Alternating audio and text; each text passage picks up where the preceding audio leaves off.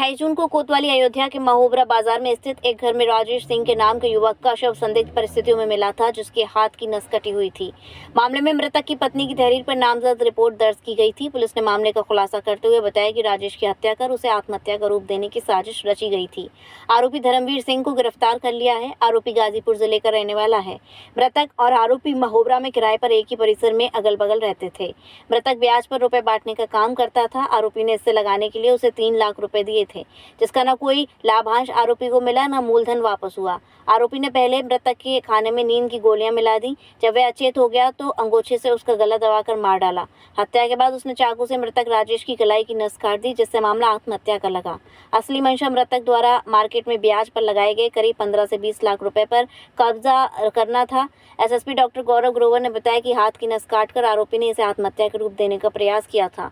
Postmortem report के आधार पर जांच की गई। खुलासा करने वाली टीम को 10,000 का पुरस्कार दिया गया है। अयोध्या के थाना अयोध्या कोतवाली में 28 जून की मॉर्निंग में एक सूचना आई कि एक व्यक्ति राजेश सिंह, जो मूल रूप से गाजीपुर के रहने वाले हैं और यहाँ पर एक किराए के कमरे में रहते हैं, उनकी बॉडी उन्हीं के कमरे में हाथ में नस कटी हुई अवस्था में मिली है।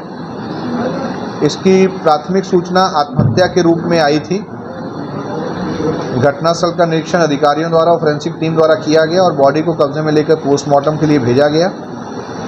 पोस्टमार्टम रिपोर्ट में मृत्यु का कारण हाथ की नस कटा होना ना होकर के स्ट्रैंगुलेशन आया, जिससे प्रमाणित हुआ कि मृतक की हत्या जो है वो गला घोट करके की गई है।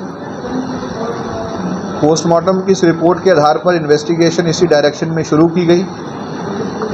मृतक के परिजनों से इस संबंध में पूरी जानकारी ली गई।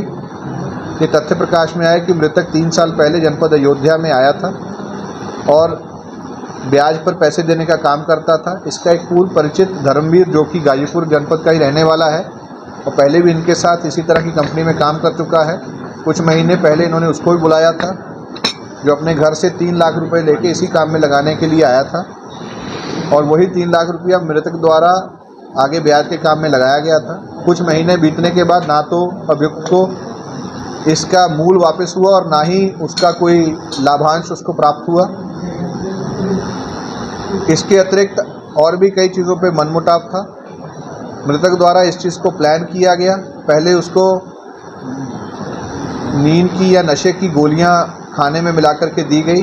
जब वो व्यक्ति नींद में हो गया या नशे में हो गया, उसके बाद गला घोट करके उसकी हत्या कारित कर दी गई और बाद में इस घटना को आत्महत्या का रूप देने के लिए उसके हाथ की नस काट दी गई, क्योंकि मृतक और अभियुक्त एक ही कैंपस में रहते थे और अगल बगल इनका मकान था। किसी को इस बात का शक ना हो, इसके लिए घटना स्थल को भी इसके द्वारा मैनेज किया गया और जो सूचना है जो कि जिस समय पर दी गई वो भी संदिग्ध प्रतीत हुआ। जो मृतक है उनकी पत्नी ने भी उनकी इन चीज़ों को तस्दीक किया है।